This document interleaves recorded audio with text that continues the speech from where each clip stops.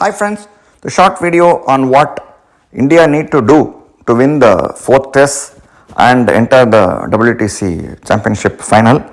So Australia won the third test and really sealed their place in the WTC final. So for India to really go into WTC final and keep the momentum going, they definitely need to win this fourth test, because losing the fourth test and expecting Sri Lanka not to lose to New Zealand or New Zealand not lose to Sri Lanka is not going to work really for India, because for India, as far as India are concerned, they need to go in the positive way. All these permutation and combinations don't work very much for India, and definitely they need to strengthen their batting is what we feel. Since spinners are really effective on these type of pitches, I think they have to go back to their time tested formula of 4 bowlers and having 7 batsmen in the ranks. But main reason we feel India is really suffering in this series so far, as far as batsmen are concerned, is the absence of Rishabh Pant.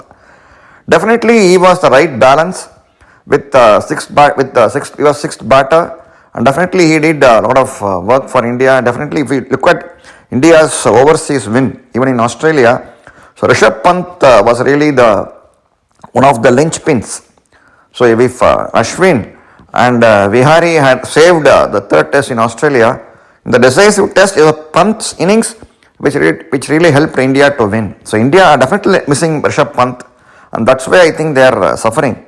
And more than that, we feel that all the batsmen should bring up with good runs. So unless they score good runs, it's not. I don't think India are going to win this fourth test and enter the WTC finals. Hi friends, the short video on why India lost the third test versus Australia. What we feel, more than Australia winning this third test, it was India which contrived to lose this third test. One more thing is that Australia, we feel, have been improving since the second test. After their first test capitulation, if you notice, the second test, they were on the verge of winning. We felt that Australia was going to get a sizable lead and then out-bat India, but it didn't happen in the second test. They collapsed and India really capitalized, and then again India were able to come up trumps in the second test, especially being it was Pujara's 100th test. So Australia have been improving slowly and India didn't notice that, and that's what I think made Australia win this third test. And Indian performance has been deteriorating, if you notice, right from the first test, especially their batsmen. Apart from Rohit Sharma, no one else is yet to score a century. After his century in the first test, you can see Rohit has not scored a single 50 and has been getting out to some really outrageous shots. And Kohli also is yet to score 50. And definitely the batting looks really weak. No one is really noticing it. The batting is not really up to the mark, as we would say. And KL Rahul didn't really convince anyone with his batsmanship, and he really lost his place. So the bowlers have been giving the team a good chance, but it is the batsmen who have been failing consistently. Plus not using the reviews diligently is what we would say contributed to the Indian team's defeat. Really, India wasted 2 reviews, especially for Jadeja, and when really the crunch moment came against Labuschagne, they didn't utilize the review effectively, really contributing to the defeat. So more than Australia really playing well, we would say that India contrived to get defeated and they really didn't focus. So unless their batsmen really come up trumps, we can expect one more defeat, and probably India still retain the trophy. But Australia are now through to the WTC championship, and unless India really win the fourth test, we can't be convinced that they deserve a place in the WTC. Let's see what happens.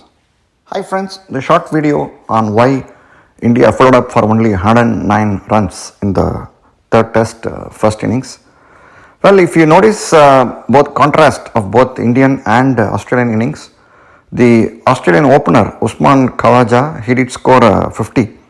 That I would say may be the deciding factor in this test. All the Indian batsmen, including Rohit, Kohli, they didn't convert their start into runs, and Rohit got out to a reckless shot which he could have avoided, and finally got stumped, which is a disgrace for an Indian batsman to be beaten by an Australian bowler on Indian pitch. Plus, I would say the pitch also is responsible. India definitely are paying the price for preparing this type of rank turners. So in the first two tests, India were fortunate that Australia batted first, whereas now they batted first and succumbed to only 109 runs. That's what happened to Australia in the previous test. And definitely it's a spinning track.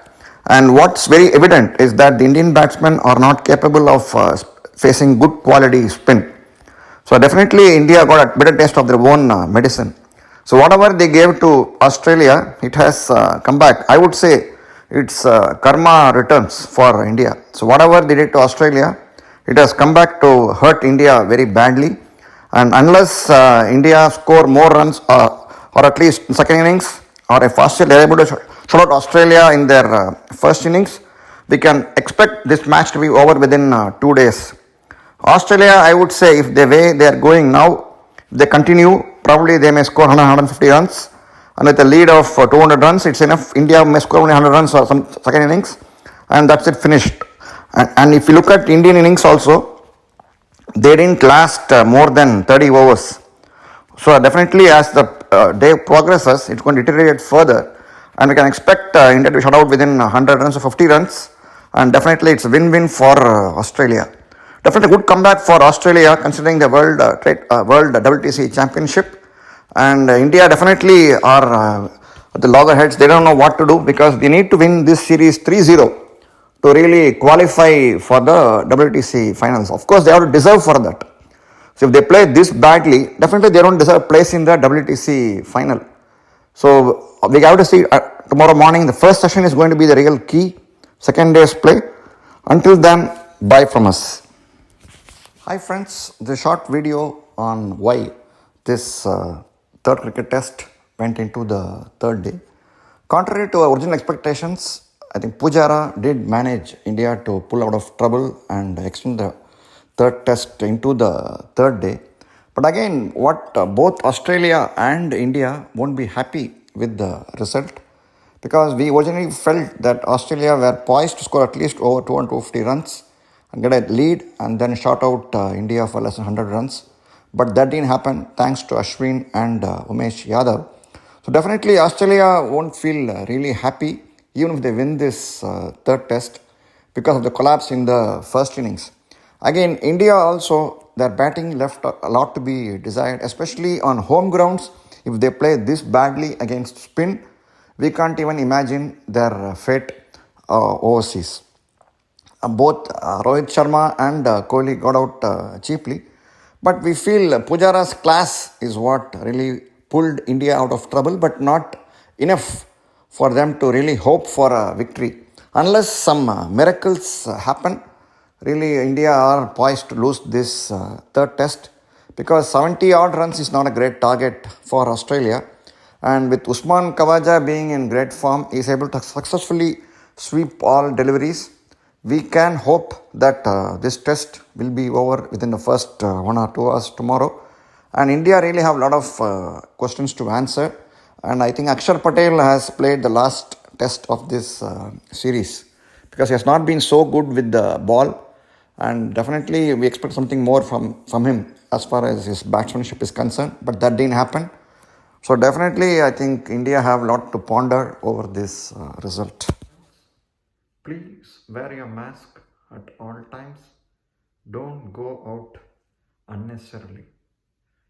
That's the way you can stop the spread of COVID.